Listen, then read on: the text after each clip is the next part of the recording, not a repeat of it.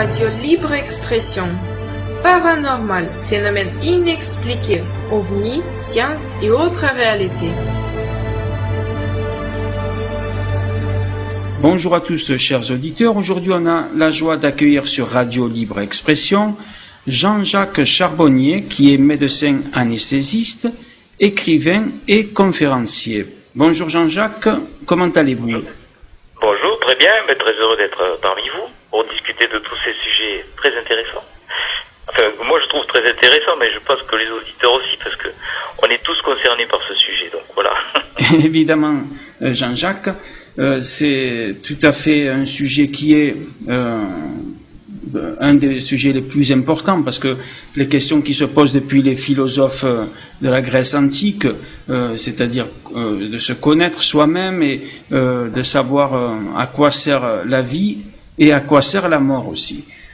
Alors, Jean-Jacques, j'ai lu votre livre « Les 7 bonnes raisons de croire en l'au-delà », édité donc par Guy Trédaniel, et j'ai appris des choses très intéressantes parce que vous abordez tous les sujets. Alors quand je dis tous les sujets, c'est pas seulement les personnes qui ont une expérience, qui sont mortes pour quelques minutes, et qui ont eu une crise cardiaque et ils ont revenu à la vie grâce à des électrochocs ou autres, mais c'est plusieurs cas de NDE, comme on les appelle, mais vous allez nous expliquer cela, cher Jean-Jacques. Alors, les NDE, c'est quoi pour ceux qui n'ont absolument pas connaissance de ces termes un petit peu anglophones? Oui, alors moi je suis toujours très surpris qu'il y ait encore des gens qui ne connaissent pas ce sujet, parce que je baigne dedans depuis plus de 20 ans. Et en fait, c'est normal. Il y a des gens qui n'ont jamais entendu parler de ces expériences de mort imminente ou near-death experience, NDE, tout simplement parce que ils se sont pas du tout intéressés au sujet. Pourtant, c'est un sujet qui devrait intéresser tout le monde, puisque a priori la mort nous concerne tous, on va tous mourir, on est tous mortels. Donc un jour on connaîtra nous aussi cette expérience, pas dans sa globalité, puisque ceux qui ont connu cette expérience de mort imminente sont revenus. Donc on va pas tous revenir de la mort, bien sûr, mais au moins la partie qui concerne donc la sortie de corps, la traversée du tunnel et l'accessibilité à cette lumière d'amour, on la connaîtra, nous, au moment de notre mort, à en croire tous ces récits, sauf que nous, on reviendra pas, donc on franchira l'ultime étape, qui n'a jamais été franchie par les expérienceurs. Alors c'est Raymond Moody qui en a parlé la première fois de ces expériences-là, il y a à peu près une trentaine d'années, même un peu plus, c'était dans les années 70. Il a publié un livre qui a été un best-seller mondial, qui a été édité à 13 millions d'exemplaires langues, qui s'appelle « La vie après la vie ».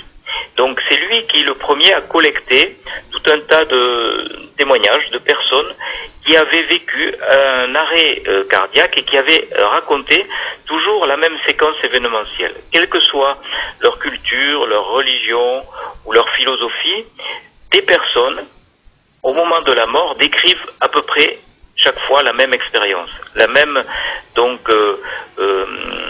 le même voyage avec des éléments récurrents. C'est-à-dire que ils sortent de leur corps, ils assistent à leur réanimation la plupart du temps, et ils se trompent pas. C'est ça qui est le plus interpellant pour un scientifique, parce que ils voient avec autre chose que leurs yeux, puisqu'ils ne voient plus, ils sont totalement inconscients. Quelquefois, ils traversent les murs, ils voient ce qui se passe dans une autre pièce, et même à des kilomètres de là, et ils reviennent ensuite attirés par un tunnel où, au fond, existe une lumière d'amour. Ils la décrivent comme ça, une lumière qui est d'une puissance incroyable, qui n'éblouit pas, mais qui pourtant vaut 1 million de soleils, comme disait un des expérienceurs. Alors, expérienceur, c'est un néologisme pour désigner les gens qui ont vécu cette expérience-là. Et donc, ils sont dans cette lumière. Quelquefois, ils vont voir des êtres chers décédés, qui vont venir les accueillir pour leur dire que c'est pas le moment. Ils vont voir aussi, quelques-uns voient des anges, des guides spirituels, qui leur disent qu'il faut revenir à la vie, il faut revenir dans le corps, il faut réintégrer leur corps. Et ils vont réintégrer leur corps, certains disent comme le ferait une main dans un gant, en reprenant toutes les douleurs terrestres. et avec une terrible nostalgie de ce moment qui restera à jamais gravé dans leur mémoire et qui restera pour toujours l'expérience la plus importante de leur vie. Et ça interpelle beaucoup parce que nous, quand on voit nos êtres chers disparaître, quitter cette planète, on est très malheureux. Eh ben eux, non, ils sont pas du tout tristes de nous quitter. Ils sont même nostalgiques de quitter cette lumière d'amour. C'est dire quand même la puissance de cet amour qu'ils reçoivent dans la lumière, qui d'un instant balaye d'un revers de main tout l'amour qu'on a recueilli sur cette planète avec notre famille, avec le conjoint, les enfants. Et ben, tout cet amour-là, qui est pourtant puissant, eh ben, c'est peanuts par rapport à cet amour rencontré dans la lumière. C'est ça qui est le plus interpellant dans ces expériences-là. Comment, en quelques millièmes de seconde, en quelques centièmes de seconde, on peut être à ce point connecté à un amour aussi puissant qui relègue donc en deuxième position tous les amours terrestres qu'on a pu rencontrer au cours de sa vie sur cette planète. Donc ça interpelle beaucoup, et puis quand on les écoute, on est vraiment saisi par ça. Et puis ils vont revenir complètement transformés par cette expérience qui restera à jamais. L'expérience l'état à tel point qu'ils pourront changer de vie totalement, changer de profession. Quelquefois leurs amis ne les reconnaîtront plus, surtout s'ils sont très ancrés sur avant l'expérience sur des valeurs matérielles. Ils vont être détachés des valeurs matérielles. Ils vont vouloir donner un petit peu de cet amour qu'ils ont recueilli dans la lumière en voulant communiquer avec les autres. Certains vont devenir soignants, magnétiseurs, d'autres deviendront médiums, d'autres artistes. Donc bref, on a l'impression qu'ils veulent partager cet amour qu'ils ont reçu. Ils ont tellement reçu qu'ils veulent après partager ça avec les autres. Et ils ont compris comment il fallait se comporter sur cette planète pour être heureux, à savoir être tourné vers les autres et donner de l'amour aux autres. C'est la leçon que l'on retient dans tous ces récits que j'ai pu recueillir depuis plus de 20 ans. J'ai recueilli plusieurs centaines de récits, et c'est ça qui est le plus interpellant, c'est que ces gens-là disent oui, ce qui compte le plus sur cette planète, c'est de donner de l'amour aux autres. C'est comme ça qu'on peut trouver le bonheur. Il n'y a pas d'autre solution. C'est pas en accumulant des richesses matérielles, c'est en donnant de l'amour. Nicole Dron, par exemple, dit que quand elle était dans la lumière, elle a été confrontée à une question très profonde. On lui aurait dit qu'as-tu fait de ta vie, qu'as-tu fait pour les autres? Et ça, c'est marquant. Ces gens qui ont vécu ça, ces expérienceurs sont transformés, et c'est un vrai bonheur de les écouter parce qu'ils nous donnent des leçons de vie incroyables. Tout à fait, Jean-Jacques. Je me permets, on se tutoie si ça te dérange pas, Jean-Jacques. Aussi, il est important de dire, on a des traces de ces témoignages. Selon les recherches que tu as fait depuis 20 ans, depuis quand? Par exemple, depuis le Moyen-Âge, voire même avant le Moyen-Âge? Ah oui, mais tu as raison, parce que tu parlais en introduction de tous ces récits mythologiques. On voit, par exemple, dans le mythe d'Air de Platon, on voit bien que ces expériences existaient déjà. Lorsqu'il décrit ce soldat abandonné sur la charrette des cadavres, et qui dit je suis passé dans la lumière et je me suis réincarné dans mon corps. Ça ressemble tout à fait à un récit d'expérienceur. Tout à fait, c'est vrai. Héraclite en a parlé aussi, d'autres philosophes en ont parlé aussi. Dans tout un tas de textes mythologiques, on retrouve ce genre d'expérience, ces allers-retours dans le fleuve des morts. On le trouve dans le livre des morts tibétains, chez les Égyptiens aussi, le livre des morts. Donc on voit bien que c'est une expérience qui est sempiternelle, qui a toujours existé et qui existera encore. Elle existera de plus en plus parce que aujourd'hui on réanime de plus en plus des arrêts cardiaques. Autrefois, c'était quand même assez rare que des gens reviennent de la mort. Tout à fait. Et on peut dire aujourd'hui qu'ils sont bien revenus de la mort. C'est ça qui est interpellant. Parce que il faut dire que lorsque le cœur s'arrête de battre, lors du dernier battement cardiaque, dans les 15 secondes qui suivent, on a pu mesurer qu'on avait une mort clinique, c'est-à-dire qu'il n'y avait plus aucune activité cérébrale décelable au niveau de l'électroencéphalogramme dans les 15 secondes. Autant dire que tous ceux qui ont connu un arrêt cardiaque sont bien revenus de la mort. On ne peut plus dire aujourd'hui personne n'est revenu de la mort pour nous raconter ce qui se passait. Ben oui, les gens sont revenus de la mort lorsqu'ils ont été réanimés d'un arrêt cardiaque. Et ils sont revenus parce qu'on est allé les chercher, nous les réanimateurs. Sinon, ils seraient jamais revenus. Et pourtant, il y a encore des médecins, on entendra ce discours, oh la mort, vous savez, on sait pas ce que c'est, personne n'en est revenu. Ben oui, il y a des gens qui reviennent de la mort aujourd'hui, qui reviendront de plus en plus de ces états, parce que il y aura des défibrillateurs semi-automatiques qui vont être mis en place un petit peu partout, dans les grands centres urbains, dans les lieux de rassemblement du public. Et vous, moi, on sera amenés à faire des électrochocs à des patients, enfin, des gens qui vont être en arrêt cardiaque, qui vont revenir de ces arrêts cardiaques. 15 secondes, c'est une période qui est largement dépassée dans les conditions optimales de surveillance de l'activité de réanimation de soins intensifs où je travaille. Eh bien, on a des électrocardiogrammes qui mesurent en permanence l'activité du cœur, et dans les meilleures conditions possibles donc d'intervention pour corriger un arrêt cardiaque, il y a une période incompressible qui a été mesurée, qui est de 2 minutes. Donc on dépasse largement les 15 secondes. Donc tous ces gens sont bien revenus de la mort. Et dans 18% des cas, dans 20% des cas dans mon étude, dans 18% pour celle du docteur Pien van Lomen, ces patients nous racontent cette fameuse expérience de mort provisoire. Moi, j'appelle même plus expérience de mort imminente, puisque la mort est déjà là, elle est installée. Donc, ce sont des expériences de mort provisoire, et ces gens nous racontent à peu près la même chose. Alors, ils vont pas le raconter de la même façon, en fonction de leur vécu, en fonction de leur culture, mais c'est un petit peu comme si vous ameniez un Esquimau, un Toulousain, un Russe à Venise. Ils vont vous raconter ça de façon différente. Mais au total, on verra bien que les 3 personnes sont bien allées dans la même ville. Donc c'est la même chose pour ces expériences-là. Il y a des enfants qui vivent l'expérience aussi et qui racontent avec leurs mots d'enfant l'expérience. Par exemple, un enfant dit « j'ai vu un monsieur qui s'éclairait tout seul pour décrire l'être de lumière ». Donc c'est avec des mots d'enfant.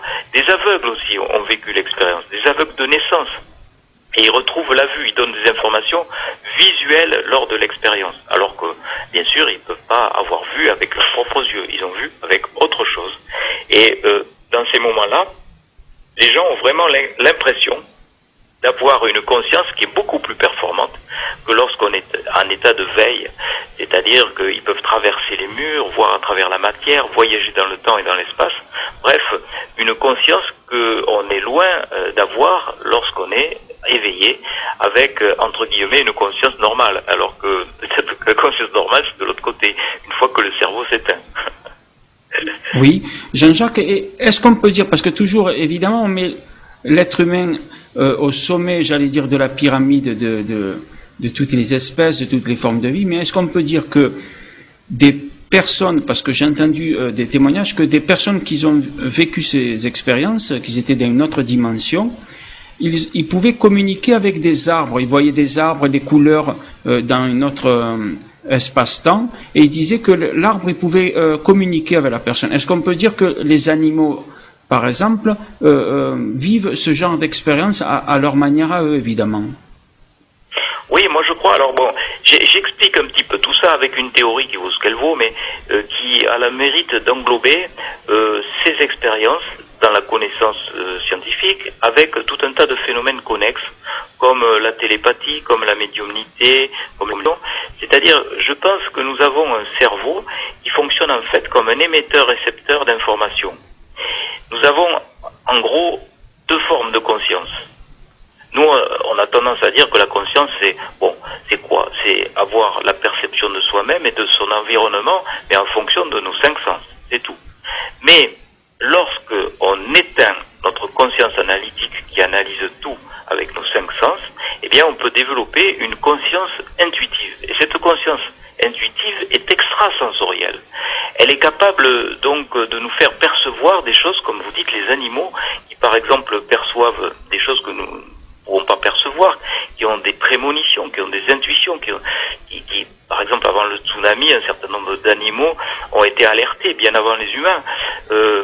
Shedrack a fait des études sur les fonctions cognitives et télépathiques des chiens qui percevaient la volonté de leur maître de rentrer à la maison, et ils le percevaient en ayant une attitude bien particulière dès que le maître décidait de rentrer à la maison, par exemple. C'est un exemple parmi tant d'autres. Donc, si notre cerveau fonctionnait comme un émetteur-récepteur d'information, de conscience, ça expliquerait à la fois que dans la fonction de récepteur, on est capable d'avoir des intuitions, des prémonitions, des visualisations artistiques et aussi d'émettre des informations vers d'autres émetteurs-récepteurs cérébraux dans la télépathie. Et puis, ça expliquerait aussi que lorsque notre cerveau s'éteint, eh bien la conscience continue, ce qui prouve bien que la conscience ne serait pas fabriquée par le cerveau. Selon la théorie matérialiste, c'est ça. Les matérialistes pensent que le cerveau est une glande qui sécrète de la conscience. Eh bien, nous serions peut-être capables, lorsque notre cerveau s'éteint, d'avoir encore notre conscience. Enfin, c'est pas peut-être, c'est sûr, puisque on a tous ces témoignages. Et c'est un petit peu comme un poste de radio, de télévision. Lorsqu'on l'éteint, eh ben le programme continue. Le programme ne sort pas du poste de télévision, du poste de radio. Il n'est pas fabriqué par les postes que nous avons sous les yeux. Les émissions sont véhiculées et arrivent sur ces récepteurs pour nous restituer des informations. Donc ça fonctionnerait un petit peu comme ça. Et c'est une explication qui permet d'intégrer tous les phénomènes connexes aux expériences de mort provisoire.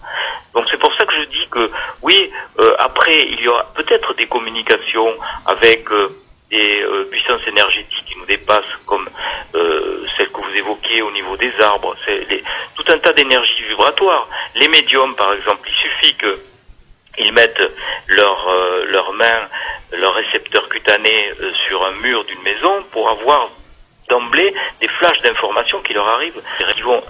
Ils vont être capables de pouvoir restituer le passé d'une habitation, par exemple, ou d'un objet. Donc tout ça, toutes ces perceptions extrasensorielles seraient possibles grâce à cette conscience intuitive qui est exacerbée au moment de ces expériences de mort provisoire. Oui, est-ce que cette conscience universelle qui, je rappelle, donc engloberait non pas seulement la conscience humaine, mais des animaux, d'autres formes de vie, des arbres, etc. Est-ce que cette conscience, on peut dire qu'elle a une connexion avec d'autres consciences qui vivent dans des mondes parallèles? Alors, je sais que ça paraît peut-être un petit peu compliqué pour ceux qui ne connaissent pas, je veux dire, ces théories qui sont en tout cas prouvées par la physique quantique, des mondes parallèles. Est-ce que ces mondes parallèles sont les mêmes que les personnes, quand ils décèdent, ils vont dans ces mondes-là où ça n'a rien à voir? À ton avis, Jean-Jacques, qu'est-ce que tu peux dire sur cela? Moi, j'ai eu de grandes discussions avec les gens qui font de la physique quantique, qui sont complètement passionnés par ça, parce que les rares scientifiques qui sont ouverts aux phénomènes inexplicables et inexpliqués. Les scientifiques pourraient se diviser en deux camps, si tu veux. D'un côté, tu as des scientifiques rationalistes, matérialistes, qui sont terriblement gênés par l'inexplicable et l'inexpliqué parce que ça rentre pas dans leur cadre, et donc ils rejettent les informations plutôt que d'essayer de les intégrer, les comprendre. Et puis d'un autre côté, il y a les scientifiques curieux et terriblement excités par l'inexplicable et l'inexpliqué, comme les gens qui font la physique quantique.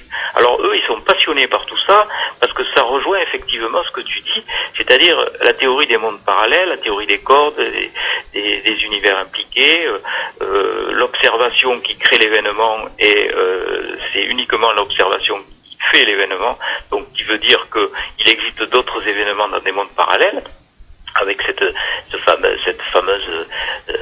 fameux exemple du chat de Schrödinger qui est caricatural, mais qui permet grossièrement d'expliquer que c'est l'observation qui crée notre propre réel. Je résume pour les auditeurs, on met un chat dans une caisse avec des boulettes empoisonnées, de deux choses l'une. Au bout d'un certain temps de T, soit il aura mangé les boulettes, il sera mort, soit il les aura pas mangées, il sera vivant. Eh ben, c'est la seule observation du chat mort ou vivant qui va nous situer dans son univers. On va soulever le couvercle, si on le voit mort dans la caisse, c'est qu'il existe vivant dans un autre univers, et inversement. Donc, ce sont des modèles de pensée, mais qui sont très intéressants, parce que ça permet de relativiser notre ignorance conceptuelle sur la vie et sur la mort, et sur l'observation des phénomènes. Et les capacités extrasensorielles s'expliqueraient Mais plus que l'explication, je crois que ce qui compte surtout, c'est d'exposer les réalités telles qu'on les voit, telles qu'on les perçoit. Donc moi, c'est vrai que j'ai un poste privilégié en étant anesthésiste réanimateur. Je suis confronté assez régulièrement à tous ces témoignages d'expériences de mort provisoire. Et on m'écrit beaucoup, il se passe pas une semaine sans que je reçoive 2 ou 3 témoignages supplémentaires de personnes qui ont vécu ces expériences de mort provisoire. Et puis après, moi, je suis pas là pour donner des théories, je propose un modèle, parce qu'il intègre un certain nombre de phénomènes connexes, comme la télépathie, la médiumnité, etc. Parce que moi, je pense qu'il faut tout intégrer, il n'y a pas de raison d'isoler quoi que ce soit. Et puis, je suis là pour donner des informations et le fruit de mes recherches. Maintenant, c'est à chacun de faire en fonction de sa philosophie, en fonction de sa religion, en fonction de sa propre approche intellectuelle, de faire feu de ce bois-là que je propose. Parce que je suis pas un gourou, je vais pas dire ça fonctionne comme ça et comme ça, j'en sais rien. Je propose une théorie, voilà, compte tenu de ce que je sais et du fruit de mes recherches. Maintenant, je pense qu'il faut avoir l'humilité de dire que c'est peut-être pas comme ça du tout que ça fonctionne, mais au moins ça a le mérite d'expliquer simplement les choses. Je pense que cette théorie du cerveau émetteur-récepteur de conscience, ça permet d'expliquer beaucoup de choses. Bon, mais je crois que la science devrait avancer comme ça. On propose une théorie qui englobe toute la phénoménologie jusqu'à ce qu'un autre phénomène vienne mettre à mal cette théorie. Voilà. Et on avance comme ça. Mais on ne doit pas, je crois que si on est un scientifique honnête, on ne doit pas rejeter les phénomènes qu'on n'explique pas. C'est pas parce qu'on n'explique pas un phénomène que le phénomène n'existe pas. Et moi, c'est ce que je reproche beaucoup aux scientifiques actuellement, c'est que les scientifiques matérialistes disent je ne veux pas entendre parler de tout ça. Je ne veux pas entendre parler de témoignages de vie après la mort. Je ne veux pas entendre parler d'intuition, de prémonition. Je ne veux pas entendre parler de télépathie parce que je ne comprends pas. Voilà. Et donc non, je suis pas d'accord avec ça. On doit essayer. On doit avoir d'abord l'humilité de dire qu'on n'explique pas tout, qu'on ne comprend pas tout, et puis essayer de comprendre en proposant quelque chose. Voilà. Oui, tout à fait. Jean-Jacques, toi qui côtoies des personnes, des fois, qui sont entre la vie et la mort, j'allais dire, qui peuvent partir dans quelques jours, ceux qui ont peur de la mort, comment toi tu peux les encourager? Par exemple, ils sont ancrés dans des religions, aussi bien l'islam ou le catholicisme ou d'autres religions qui souvent culpabilisent et donnent des notions de peur sur l'au-delà, du jugement, etc. Comment toi, tu peux les réconforter? Tu sais, moi je fais ce que je peux. Hein. Je fais de mon mieux. Je dis pas que ce que je fais, c'est ce qu'il faut faire. Mais je crois que la meilleure façon de se comporter face à ces situations-là, c'est d'être présent et pas forcément de dire quelque chose. D'être auprès des mourants. C'est très important. Alors moi, en tant que réanimateur, je suis pas souvent près des mourants parce que c'est surtout les infirmières qui sont là, donc présents auprès du patient au moment de la mort. Là, les réanimations, c'est l'endroit où on meurt le plus. C'est vrai qu'il y a beaucoup de décès. Et c'est aussi la façon la plus aseptisée de mourir, parce que maintenant il y a un tel rejet, un tel tabou de la mort que dès qu'une personne va mourir dans un hôpital par exemple, dans une chambre, qu'est-ce qu'on fait? Eh ben, on le met en réanimation, on l'endort, on le met sous respirateur jusqu'à ce que le cœur s'arrête de battre, voilà. Parce que tout simplement on n'accepte plus cette image de la mort. C'est très rare que les familles acceptent qu'un patient en fin de vie, même un vieux grand-père de plus de 90 ans, finisse ses jours dans son lit, dans sa chambre à la maison. C'est très très très rare. Il y a tout ce côté humain qui a complètement disparu. Alors, en ce qui concerne les religions, moi je pense que les religions sont des excellents outils pour exercer la spiritualité, lorsque c'est fait avec sincérité, mais c'est aussi source de, quelquefois, lorsque c'est mal interprété, ça peut être source de violence, et on a vu toutes ces guerres de religion, toute cette violence autour des religions, lorsqu'elles étaient mal comprises, et cette intolérance. Donc, on peut être dans la spiritualité sans être religieux. On n'a pas besoin forcément d'une religion, mais on peut être aussi religieux sans être spirituel. Les gens qui font des actes terroristes, ça n'a rien spirituels. Pourtant, ils se revendiquent comme étant des religieux. Il n'y a pas de hiérarchie, il n'y a pas de règles sociales, il n'y a pas de sanctions disciplinaires dans la spiritualité. Être dans la spiritualité, c'est être en accord avec les forces cosmiques et telluriques, c'est être dans l'amour. Voilà ce que c'est que la spiritualité. Mais la religion, ça peut être un très bon outil pour exercer la spiritualité. Il ne faut pas non plus rejeter les religions, ça peut être d'une aide précieuse au moment de la mort, la religion. Si c'était exercer sa religion avec toute sa foi et son cœur et son âme, c'est un outil formidable. Mais au moment de la mort, et j'ai remarqué, et j'en parle dans ce livre, je donne un certain nombre de réflexions de patients qui sont au seuil de la mort. Il arrive très souvent qu'il y ait des perceptions visuelles, auditives, des gens qui voient au pied de leur lit surgir chez l'autre côté, des visualisations de paysages magnifiques. Et puis il y a, dans la grande majorité des cas, c'est ce que j'ai marqué, j'ai même marqué une sorte de pourcentage en fonction du vécu de ces patients. Dans la majorité des cas, les gens n'ont pas peur au moment de la mort. Alors, est-ce qu'il y a une libération d'endorphines? On pourrait le dire comme ça. Ces fameuses hormones que l'on a tous, qui en période de stress très important sont libérées pour donner une espèce d'état euphorisant. Et donc, les gens ont une sorte d'apaisement au moment de la mort. Et je me souviens cette réflexion que j'ai rapportée dans mon livre de ce patient qui, à quelques minutes de mourir, me dit: docteur, vous savez, toute ma vie, j'ai eu peur de mourir. Ça m'a empoisonné ma vie, parce que toute ma vie, j'avais peur de la mort.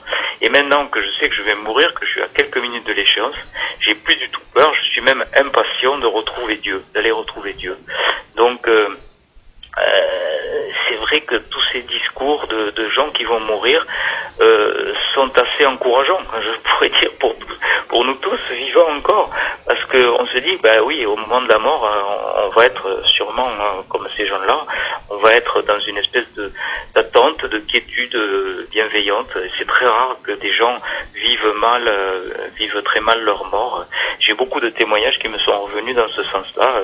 C'est pour ça que je pense que réhumaniser la mort, avoir la possibilité d'avoir un ancêtre qui va mourir chez soi dans sa chambre, c'est une expérience enrichissante pour tout le monde, aussi bien pour celui qui part, qui ne sera pas seul, que pour ceux qui accompagnent. Ceux qui ont accompagné n'ont jamais été déçus. C'est très rare que quelqu'un me dise: ah, si j'avais su, j'aurais pas fait ce geste, j'aurais laissé en réanimation chez vous. Non. La plupart du temps, ces gens qui pensaient ne pas avoir le courage d'accompagner leur mort jusqu'à la fin, ont eu ce courage-là et l'ont même dépassé et été avec des souvenirs ensuite merveilleux de ce moment-là, de la mort qui fait partie intégrante de la vie, qui devrait faire partie intégrante de la vie. Alors que là, on a largement dépassé donc cette perception de la mort, hélas, en Occident. Oui. Tout à fait, Jean-Jacques. Et sur ton livre, Les 7 bonnes raisons de croire à l'au-delà, à la page 148, tu parles de François Brune, le père qui est mondialement connu et qui aborde le sujet des TCI ou transcommunication instrumentale. J'aimerais que tu nous en parles de cela. Qu'est-ce que c'est déjà? Mais aussi, est-ce que tu penses que dans plusieurs siècles ou plusieurs millénaires, quand l'homme va tellement évoluer au niveau neurologique, il sera tout à fait facile pour les êtres humains d'envoyer des messages, comme un peu aujourd'hui on envoie des textos ou des messages ou carrément téléphoner, parler avec des chers disparus qui sont dans une autre dimension. Est-ce que tu crois qu'un jour on arrivera à ce stade? Mais aussi, comme je disais, dis-nous qu'est-ce que c'est la transcommunication pour ceux qui ne connaissent pas du tout. Oui, moi je connaissais pas du tout, j'étais comme toi. Plutôt, je sais que tu connais, mais tu poses très peu. Oui, de façon candide, mais moi je connaissais pas du tout ce phénomène-là, la transcommunication instrumentale, ni la médiumnité d'ailleurs, je connaissais pas du tout. J'avais vaguement entendu parler de ça, mais je pensais que tous les médiums étaient des charlatans, par exemple, tu vois. Je pensais que après après, quand on m'a parlé de ces transcommunications instrumentales, je pensais que c'était une vaste fumisterie, un attrape-gogo, tout ce que tu veux, jusqu'à ce que je m'intéresse au sujet. Et je pense que c'est bien, malheureusement, souvent ça. C'est par ignorance qu'on rejette les informations. Et lorsque on connaît ces informations-là, et qu'on commence à s'y intéresser, on change d'avis du tout au tout. Et c'est ce qui s'est passé pour moi, pour la médiumnité, pour la transcommunication instrumentale. Alors qu'est-ce que la transcommunication instrumentale? C'est de recueillir des informations, non pas venant de l'au-delà, non pas avec un récepteur cérébral, comme dans la médiumnité, mais sur un support vibratoire, qui peut être un poste de télévision, qui peut être une bande phonique, une bande d'enregistrement. On a des éléments vibratoires qui viennent d'une autre dimension et qui donnent des informations très précises et qui donnent donc quelquefois des voix de disparus. Alors ça paraît complètement invraisemblable quand on parle de ça. Un scientifique qui n'est pas du tout rompu à ce genre de communication, il va vous prendre pour un fou, quoi. Il va vous prendre pour un farfelu. Moi j'en ai parlé déjà à des gens qui n'étaient pas du tout, qui connaissaient pas du tout le sujet. Oui, tout à fait, c'est pas facile. Et c'est encore pire que de parler d'expérience de mort provisoire, ça. Donc, parce que ça voudrait dire que les entités qui sont de l'autre côté seraient capables de parler, de nous parler et de nous adresser des messages. Mais là, avec des preuves matérielles. Et il y a des études qui ont été faites dessus, des voix enregistrées qui correspondaient à plus de 90% aux voix qui étaient enregistrées du vivant du sujet décédé. Donc le sujet décédé a envoyé des messages par transcommunication instrumentale et on compare ces enregistrements à des vivants, et c'est le laboratoire électroacoustique de Bologne en particulier qui a fait cette étude scientifique, qui a mesuré qu'il y avait une corrélation à plus de 90% avec des messages qui sont enregistrés donc sur des bandes magnétiques à différentes vitesses de défilement. On a des messages différents et on a même des messages dans un sens de déroulement de la bande et dans l'autre sens aussi. Donc aucun logiciel au monde est capable de faire cette prouesse. Alors c'est complètement inexplicable. Et comment fait-on en pratique? Il suffit d'avoir un bruit de fond, et ça peut être donc des ondes brouillées. On met un poste transistor entre deux radios par exemple, où on fait couler de l'eau, où on a un papier froissé, et on enregistre ce bruit en posant des questions dans le recueillement, dans la prière, pour appeler les entités qui sont de l'autre côté, et on pose des questions, et on a les réponses aux questions. En faisant défiler la bande. Bon, moi je connaissais le principe, j'avais déjà écouté des enregistrements sur des sites internet qui sont des sites dédiés donc à ces études. Ça m'avait pas convaincu, franchement. Je me suis dit bon, ce sont des voix souffles, c'est vrai que il faut vraiment prêter l'oreille pour avoir les messages. Et puis le père Brune me dit, tu devrais venir à Caen, tu vas écouter ce qui va se passer, parce que l'année dernière on a rentré en contact avec mon frère décédé et je n'ai pas eu un échec. J'ai eu des enregistrements de voix de mon frère avec les réponses aux questions que j'avais posées. Et là, j'ai dit, écoute François, je peux pas venir parce que j'ai déjà un billet d'avion électronique, je dois partir, je devais faire une conférence ailleurs, etc. Bon, j'étais désolé, mais je pouvais pas. Et la nuit suivante, ça c'est encore plus invraisemblable, encore la nuit suivante, en pleine nuit, j'ai la lumière de ma chambre qui s'est allumée 3 reprises. Mon épouse a été réveillée par cette alerte lumineuse, et j'ai entendu « va à Caen ». Alors, bon, va à Caen, il n'y a que moi qui l'ai entendu, mon épouse non, elle a été réveillée par la lumière. Mais... Donc, là, inutile de dire que j'ai perdu mon billet électronique d'avion et je suis allé à Caen, parce que là, je ne pouvais pas faire autrement. Et donc, on a eu à Caen, avec les gens qui étaient là, la démonstration, mais alors, je sais pas, il faut vraiment faire de la dissonance cognitive pour ne pas accepté l'expérience que la TCI existait bien. On a posé des questions donc aux frères de François Brune, je raconte dans le livre comment ça s'est passé, et on a eu à toutes les questions qu'on posait. C'est quand même ahurissant ça. On avait des questions très précises et des réponses très précises qui correspondaient aux questions. Alors vraiment, quand on vit ça, on se dit mais bon, on comprend pas comment ça marche, mais bon ça existe quand même. Alors comment c'est possible? Supercherie, je vois mal comment on peut faire une supercherie comme ça. Quand on connaît le père Brune aussi, on sait bien que c'est un homme tout à fait intègre et incapable de faire la moindre chose dans ce sens. Et on a ça, quoi. On a ces résultats-là, quoi. Ils sont complètement époustouflants, avec des réponses qui sont saisissantes. La toute dernière question posée par le père Brune, il dit à son frère, est-ce que tu bois toujours ton petit verre de whisky de l'autre côté? Et la réponse c'est non, la bouteille. Alors vous voyez, l'humour existe encore de l'autre côté. Oui, tout à fait. Ça c'est incroyable. Non mais on ressort d'une expérience comme ça, on est complètement bouleversé, quoi, parce que ça remet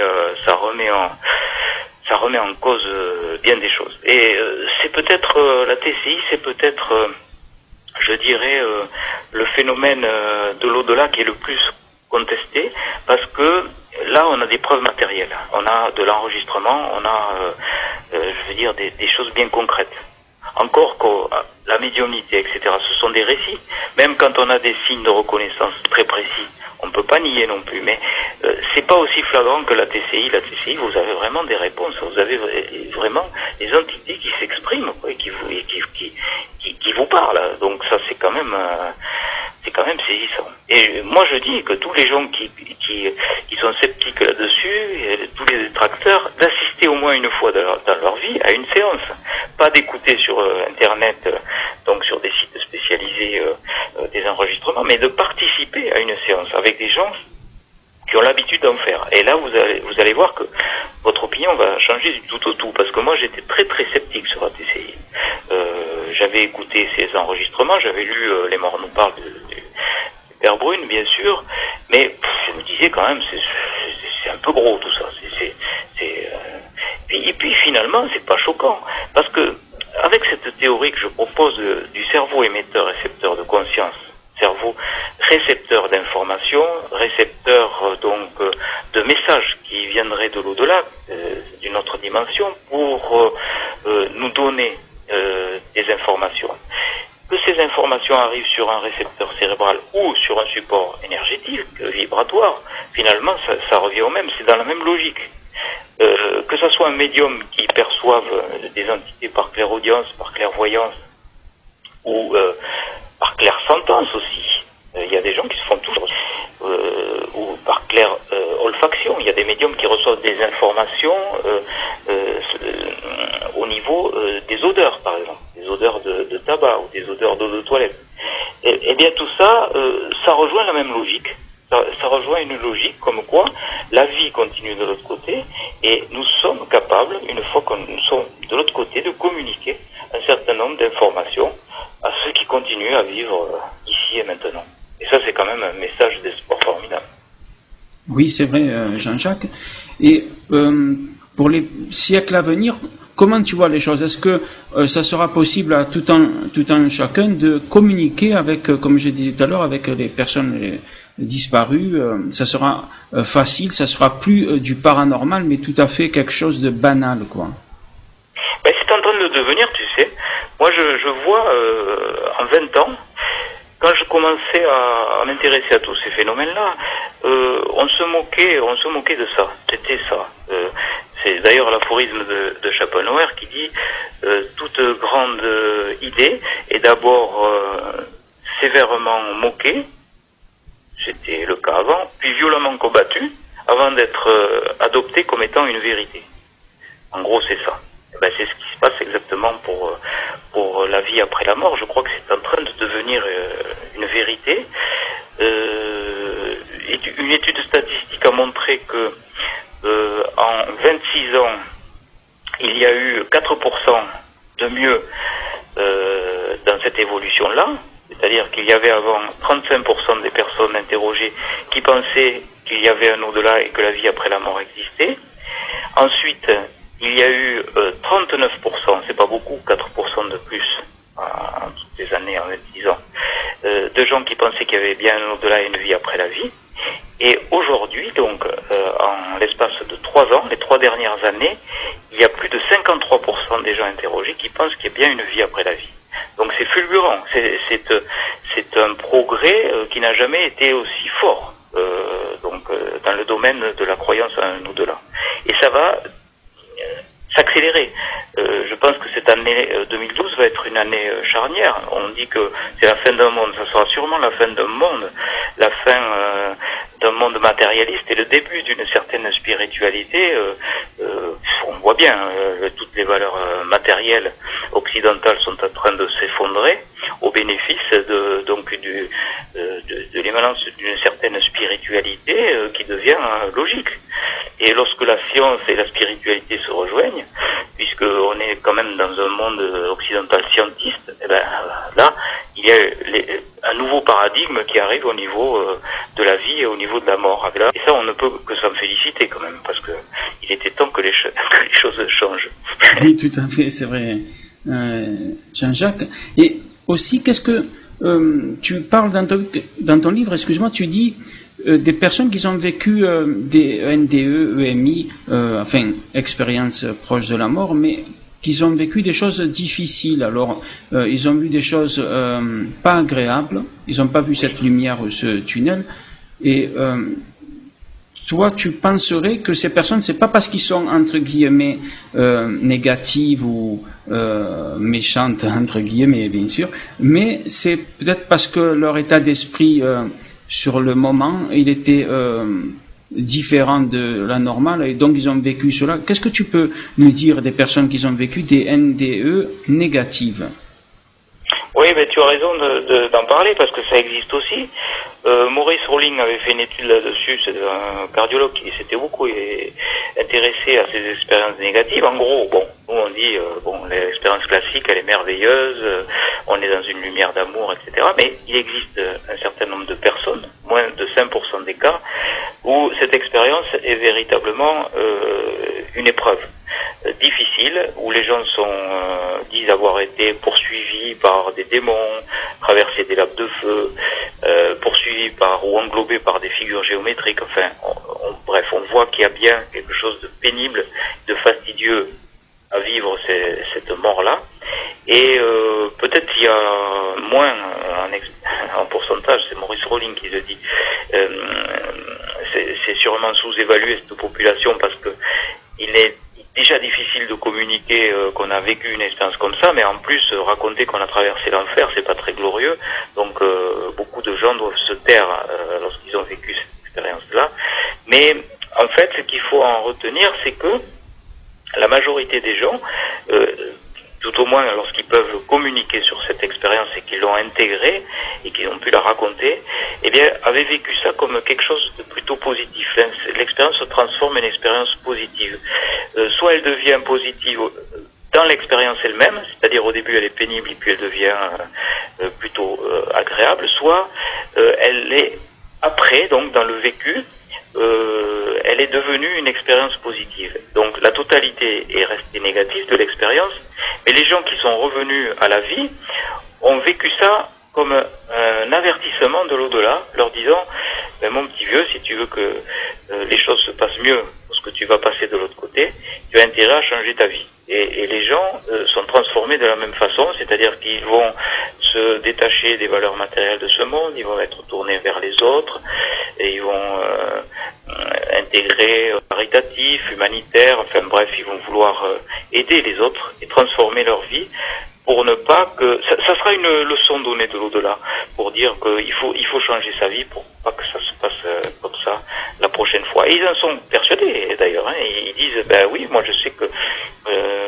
la prochaine fois, étant donné que j'ai changé ma vie, ça se passera pas du tout comme ça. Et ils n'ont pas peur de la mort non plus, même lorsqu'ils ont vécu cette expérience qui était pourtant négative. Oui, tout à fait. C'est quand même une expérience positive.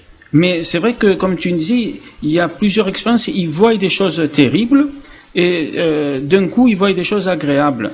Et moi je me posais la question, est-ce que ces personnes, c'est comme dans les rêves des fois, par exemple on rêve de quelque chose, Jean-Jacques, et d'un coup la sonnerie le matin va sonner le facteur et nous on est en train de dormir, un exemple, et nous dans notre rêve il va être modifié subitement parce que on a entendu ce bruit, donc on va rêver, par exemple, qu'un vélo il est en train de klaxonner devant nous, et en fait c'est la sonnerie donc de la porte. Est-ce que ces personnes, c'est eux qui, comment dirais-je, qui modifient selon leur état d'esprit, selon leur conscience présente, qui peut après s'améliorer évidemment. Est-ce que c'est eux qui modifient toutes les images qu'ils voient, parce qu'ils voient des images selon leur conviction personnelle. On est d'accord, comme tu as dit dans ton livre, que des personnes qui sont musulmanes, ils voient le prophète Mahomet, des personnes qui sont chrétiennes, ils vont voir Jésus-Christ, et donc il y a quand même une part de vision qui est créée aussi, peut-être, je dis, peut-être par la personne. Qu'est-ce que tu en penses? Oui, moi je crois que tu as raison. Hein. C'est d'abord notre propre psyché, c'est d'abord notre propre vécu, notre propre histoire qui fait que nous sommes ce que nous sommes. Et on peut basculer après l'expérience dans quelque chose de positif, ou au cours de l'expérience négative devenir brutalement positive, parce que c'est une prise de conscience transcendantale qui s'est opérée du fait même de l'expérience, du fait même de ce vécu-là. On a basculé et on a enfin compris que de l'autre côté, il y avait aussi une évolution à faire, et que cette évolution était déterminée par notre libre arbitre qui existe partout. Notre libre arbitre existe, Dieu merci, c'est un jeu de mots, mais quand nous sommes sur cette planète, mais existe aussi lorsque nous progressons de l'autre côté. À écouter tous ces témoignages-là et tout ce que nous disent les médiums qui corroborent effectivement les témoignages, eh bien il y a une progression qui se fait dans les deux plans, que ce soit dans le plan de l'invisible ou dans le plan ici et maintenant. Donc oui, tout ça c'est sur la même logique, qui montre que nous sommes propres de devenir. Nous ne sommes pas quand même des robots qui sont téléguidés par des espèces de faisceaux laser qui viennent percuter notre émetteur-récepteur cérébral pour nous dire ce qu'il faut faire. Nous avons la possibilité d'ouvrir nos récepteurs à toutes ces informations. Nous avons aussi possibilité, et là c'est ce qui se passe le plus souvent dans le mode occidental, qui est envahi par le mental et par la conscience analytique, la possibilité de tout fermer. Mais je pense que nous sommes tous finalement avec cette capacité médiumnique, à condition de savoir s'ouvrir suffisamment à tout ce champ d'informations qui nous arrive en permanence. On est sollicité en permanence, on ne s'en rend pas compte. Mais c'est comme les ondes de nos téléphones, ils nous traversent en permanence de toutes parts et on ne les perçoit pas. Bon, ben là c'est pareil, dans le monde de l'invisible, on a aussi des informations qui nous arrivent d'autres dimensions, qui nous arrivent de l'au-delà. Et certains qui sont à l'écoute, qui ont développé leur propre médiumnité ou leurs propres intuitions, leurs propres prémonitions, sont capables donc de recevoir ces informations. Et on aurait tout intérêt à développer nos capacités extrasensorielles pour pouvoir avoir ces possibilités-là. Certains s'en sont servis d'ailleurs, la CIA s'en est servie, un certain nombre de médiums qui donnaient des informations, la police aussi, pour retrouver des cadavres par exemple, et pour résoudre des enquêtes policières. Alors pourquoi ne pas se servir de ça en médecine aussi, avec des médiums qui seraient capables, comme ça se fait d'ailleurs au Brésil, dans des universités médicales, de travailler en collaboration avec des médiums et des médecins pour donner des informations dans l'intérêt du patient. Oui, et Jean-Jacques, est-ce que, par exemple, la suite logique de donc la vie, la mort, est-ce que la suite logique serait pas la réincarnation? Est-ce que tu t'es intéressé à ce sujet? Tu as fait des recherches Oui, je me suis intéressé bien sûr, parce que c'est aussi dans cette logique. Que devient l'esprit une fois que donc il est désincarné? Est-ce qu'il y a cette évolution? Moi je pense que oui, l'évolution continue. Est-ce qu'il y a des allers-retours? Est-ce que alors je sais qu'il y a des travaux de Ian Stevenson qui ont été faits, ces travaux ont été faits pour montrer qu'il y avait un certain nombre d'enfants par exemple qui étaient capables reconnaître des endroits où ils avaient vécu dans des vies antérieures, des stigmates qui étaient sur des corps, comme s'il y avait eu des blessures dans des vies antérieures, un certain nombre de signes quand même qui montreraient qu'il y ait cette possibilité. Maintenant, ça je crois que c'est plutôt du phénomène de la croyance. Rien ne nous dit que ces enfants n'ont pas été sollicités par des informations venant d'une autre dimension et reçues comme une sorte de nouvelle pour dire que oui, ils avaient vécu dans cet endroit-là. Tu vois ce que je veux dire? Donc, oui, tout à fait. Il n'y a pas une preuve vraiment à 100% pour dire que la réincarnation existe, mais il y a quand même un bon faisceau d'arguments pour dire que ça semblerait assez logique.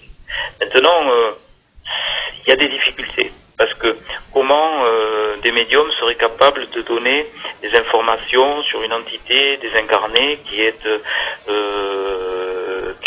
a quitté ce monde depuis plusieurs dizaines d'années, si elle est réincarnée. Et, il y a un certain nombre de phénomènes qui seraient à éclaircir quand même si on prend en compte cette réincarnation-là. Alors que la majorité des habitants de cette planète pensent que la réincarnation existe quand même. Donc voilà. Et, moi, si tu veux, en tant que médecin réanimateur, je ne veux surtout pas dire il faut croire en ceci ou il faut croire en cela.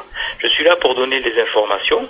Après, les gens, c'est en fonction de leur recherche, de leur croyance, de leur chemin particulier, spirituel, d'investigation, intellectuelle, qui vont alimenter leur théorie ou leur croyance en fonction de ce que je vais dire. Mais moi, je vais surtout pas dire la réincarnation existe ou la réincarnation n'existe pas.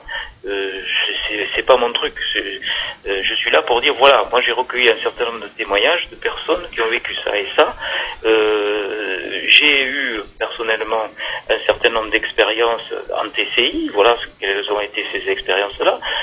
Maintenant, voilà, les gens font ce qu'ils veulent avec ça. Moi, j'ai pas la prétention de me changer en gourou en disant ça fonctionne comme ça et pas autrement. Écoutez-moi, c'est moi qui ai la vérité. Tu vois ce que je veux dire? Oui, tout à fait. C'est dangereux. Donc moi je dis ça peut être une logique, la réincarnation. Ça peut être aussi quelque chose qui n'existe pas, j'en sais rien. J'ai une petite j'ai une petite croyance au fond de moi, mais à partir du moment où c'est du domaine de la croyance, je dois pas l'exposer.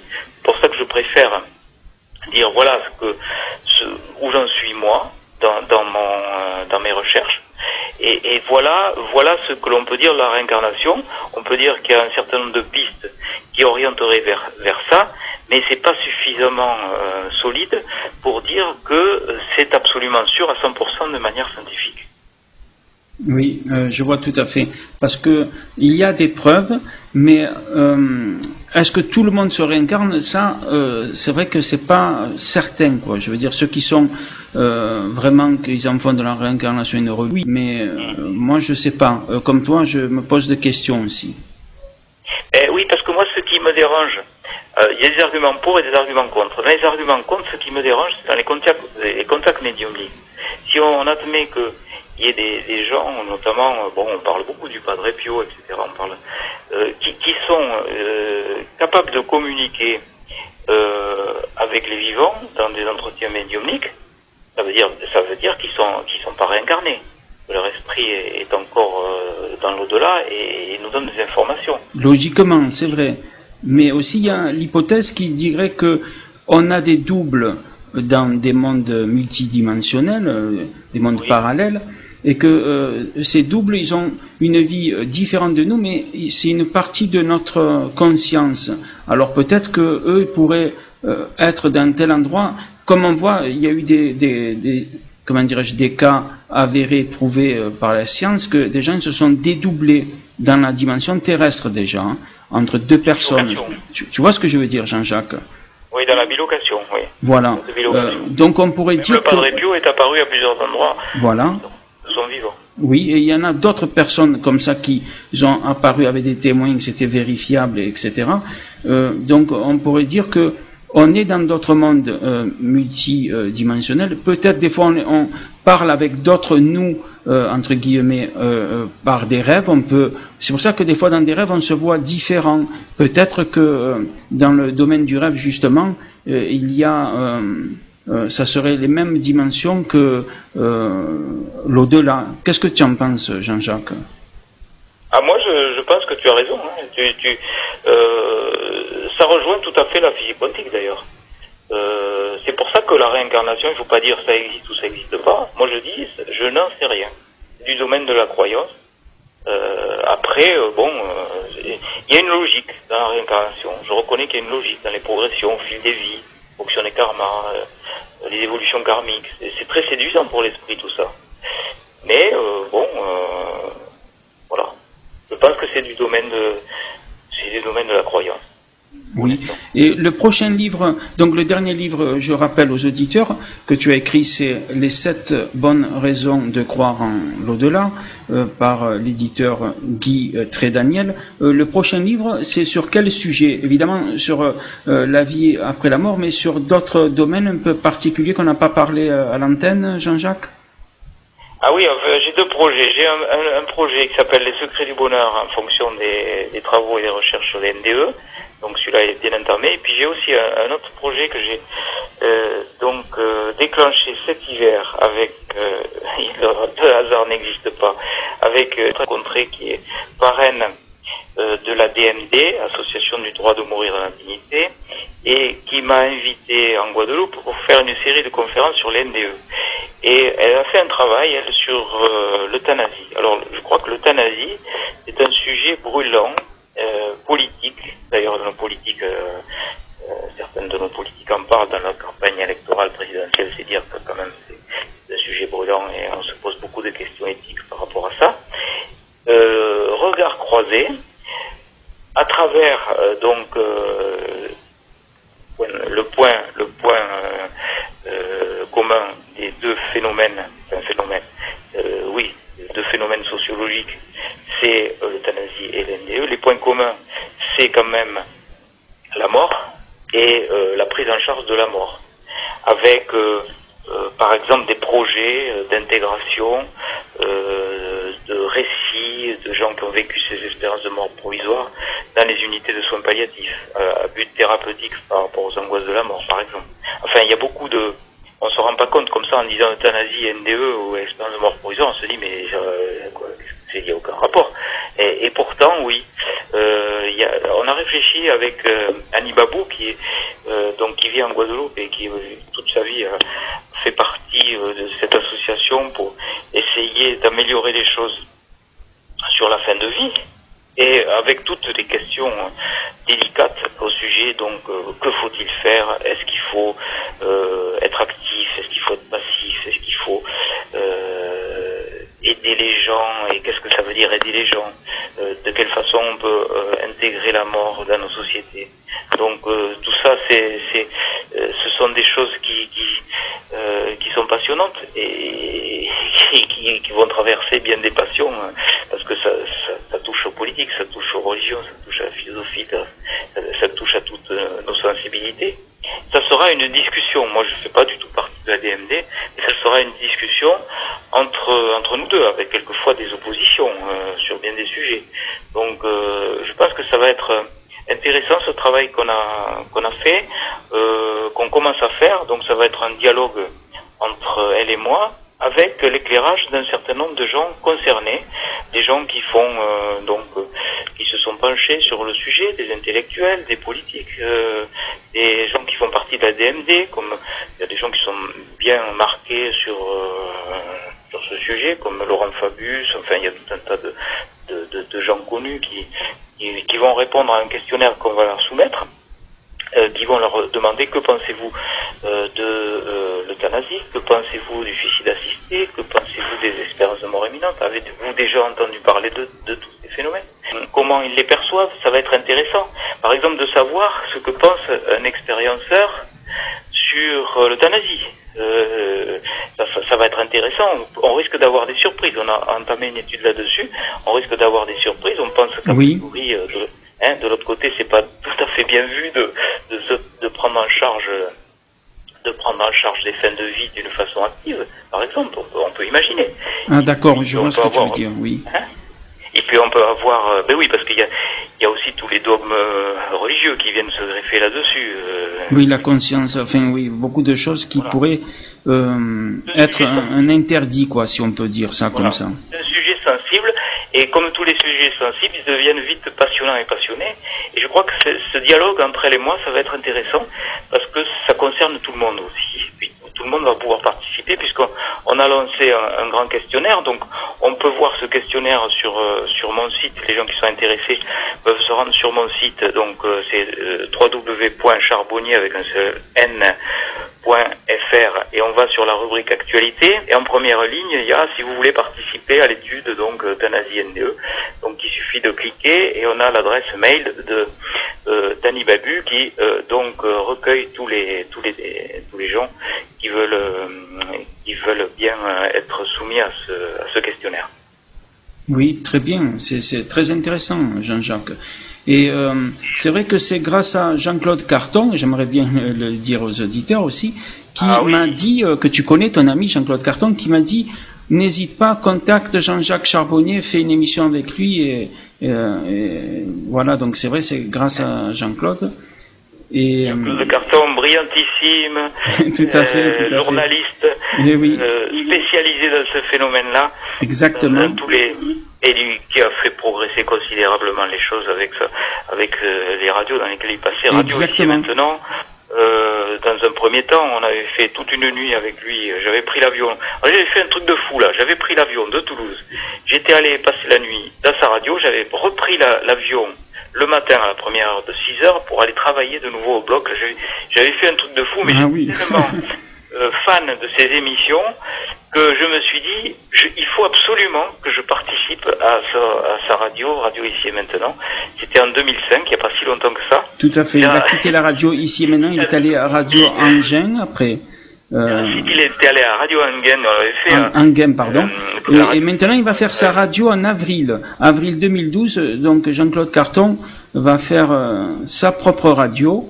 Et donc, on attend ça. Ça sera encore mieux. Parce oui, tout à fait. La radio Engen qui était très passionnante avec Mario Beauregard, qui est chercheur en neurosciences à Montréal, au Canada, et qui était venu dans les studios aussi, et qui était fatigué parce qu'il avait fait le voyage et avait passé 3 heures en radio. On avait eu en ligne Jean Stone, qui est ce physicien très connu qui a fondé l'université pluridisciplinaire à Paris et qui était en liaison du Japon. Il nous a téléphoné pour participer à l'émission. On avait eu un moment formidable. Et vraiment, Jean-Claude Carton, il connaît beaucoup de monde, grande culture, oui, et avec un esprit, avec un humour qu'on lui connaît, un franc-parler. Moi, je l'adore. C'est vraiment l'animateur radio. Je dirais pas mon préféré parce qu'après il va y avoir des jaloux peut-être. Mais il fait partie. Non, tout à fait. En tout cas, on le salue bien, Jean-Claude. Je vais sûrement participer à une de ces émissions dès que la radio sera en place. Oui, tout à fait. En avril, là. Radio Engen aussi, j'ai un projet de... Alors, je me souviens plus quand c'est. Je crois que c'est la semaine prochaine. Je dois faire une intervention en direct à minuit. C'est toujours à des heures impossibles. Et je serai aussi l'invité d'honneur de Philippe Bouvard pour la 3e fois. Une émission Les Grosses Têtes. Alors, on va enregistrer ça le 21 février. Et puis, je sais pas, ça va passer... très bien, oui. Écoute, Philippe Bouvard s'intéresse beaucoup à ça. Oui, c'est intéressant. Oui, Philippe Bouvard, il avait très peur de la mort quand il était jeune. Il pensait qu'il allait mourir très jeune, et finalement, il vieillit bien, et c'est bien, tant mieux pour lui. Ah oui, et puis son dernier livre est super. Je suis mort et après. Il évoque un petit peu ça, et on voit bien qu'il a cette sensibilité-là, quoi. Mais chaque fois qu'il me reçoit, il est très heureux parce que, bien sûr, avec l'humour, l'humour c'est une bonne façon aussi de se détacher je dirais, de nos distractions et de notre ego, parce que quand on commence à faire l'autodérision, ça je crois que c'est la meilleure façon de se détacher un peu de son ego, et puis on dit aussi qu'on est spirituel quand on a de l'humour, donc ça se rejoint, vous voyez. C'est vrai, c'est un peu le truc. Tout à fait, Jean-Jacques. En tout cas, je te remercie vraiment d'avoir participé à Radio Libre Expression. C'est moi qui te remercie de m'avoir accueilli. Ça a été un vrai plaisir. Je te remercie beaucoup, Jean-Jacques, et j'espère qu'on aura l'occasion de faire une autre émission. Ah ben avec grand plaisir. Merci à beaucoup. Bientôt alors. Merci beaucoup, Jean-Jacques. Les gens font ce qu'ils veulent avec ça. Moi, j'ai pas la prétention de me changer en gourou en disant ça fonctionne comme ça et pas autrement. Écoutez-moi, c'est moi qui ai la vérité. Tu vois ce que je veux dire? Oui, tout à fait. C'est dangereux. Donc moi, je dis ça peut être une logique, la réincarnation. Ça peut être aussi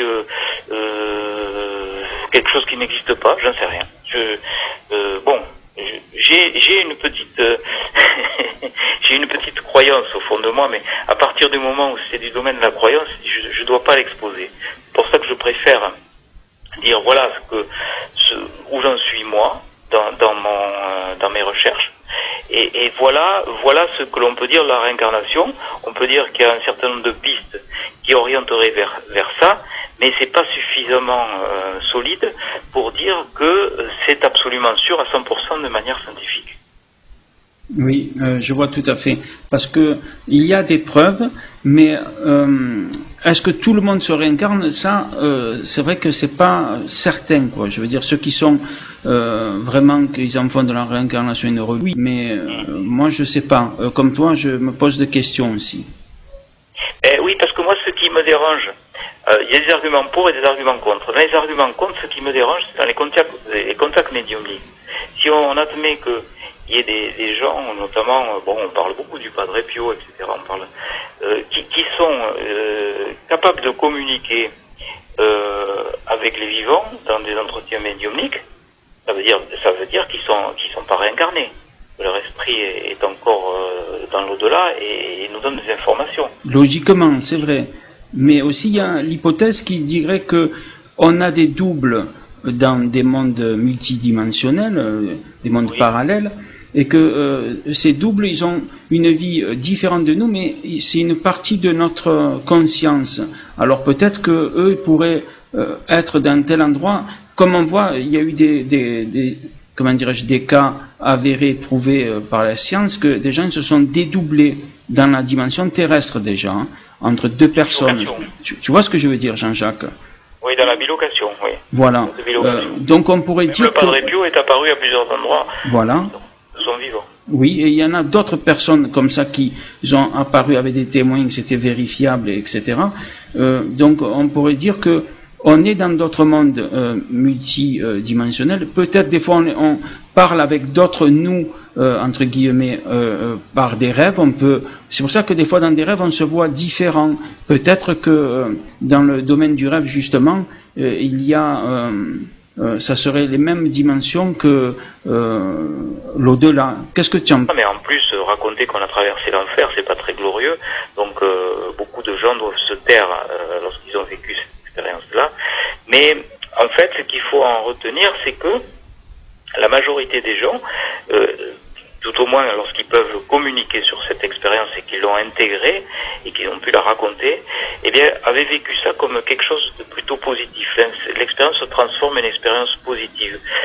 Soit elle devient positive dans l'expérience elle-même, c'est-à-dire au début elle est pénible et puis elle devient plutôt agréable, soit elle est après, donc dans le vécu, elle est devenue une expérience positive. Donc la totalité est restée négative de l'expérience, mais les gens qui sont revenus à la vie ont vécu ça comme un avertissement de l'au-delà, leur disant mon petit vieux, si tu veux que les choses se passent mieux parce que tu vas passer de l'autre côté, tu as intérêt à changer ta vie. Et les gens sont transformés de la même façon, c'est-à-dire qu'ils vont se détacher des valeurs matérielles de ce monde, ils vont être tournés vers les autres, et ils vont intégrer caritatif, humanitaire, enfin bref, ils vont vouloir aider les autres et transformer leur vie pour ne pas que... Ça sera une leçon donnée de l'au-delà, pour dire qu'il faut changer sa vie pour pas que ça se passe comme ça la prochaine fois. Et ils en sont persuadés d'ailleurs, ils disent, ben oui, moi je sais que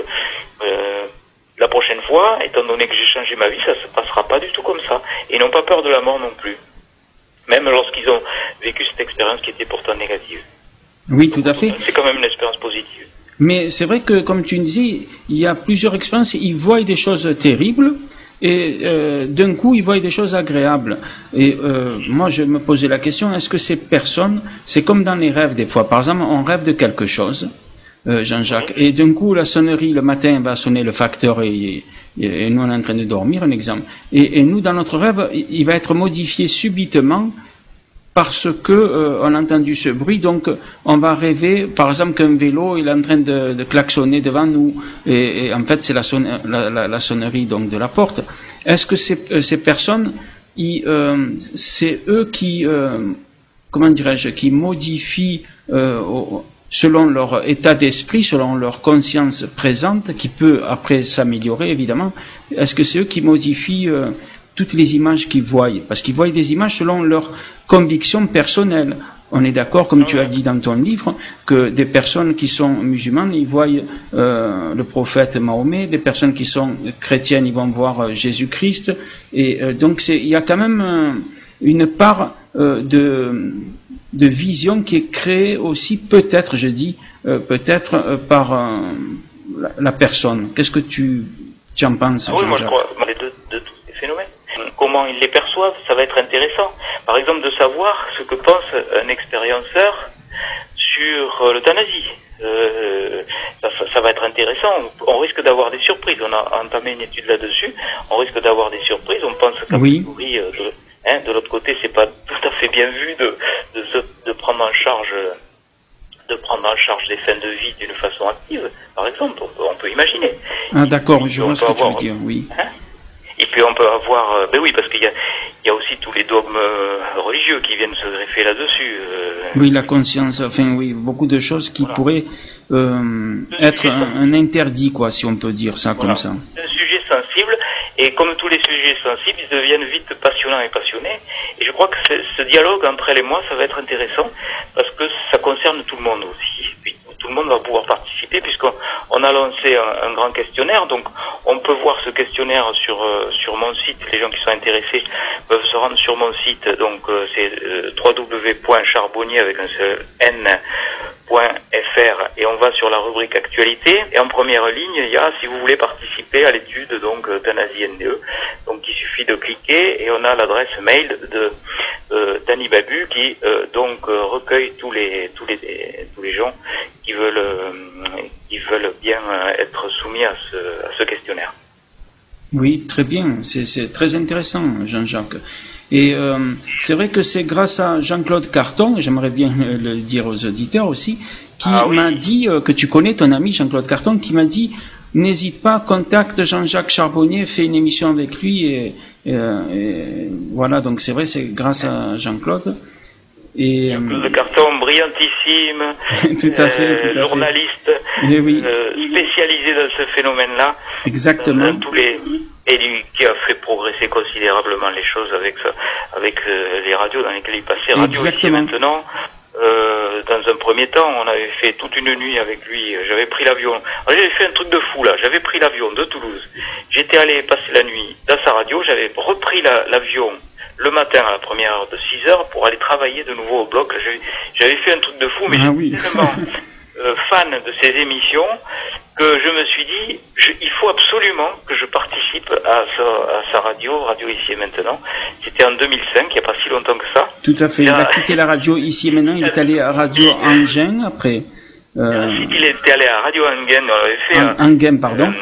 Et maintenant, il va faire sa radio en avril 2012. Donc, Jean-Claude Carton va faire sa propre radio. Et donc, on attend ça. Ça sera encore mieux. Parce oui, tout à fait. La radio Enghien qui était très passionnante avec Mario Beauregard, qui est chercheur de croyance au fond de moi, mais à partir du moment où c'est du domaine de la croyance, je ne dois pas l'exposer. C'est pour ça que je préfère dire voilà où j'en suis moi dans mes recherches. Et voilà ce que l'on peut dire de la réincarnation.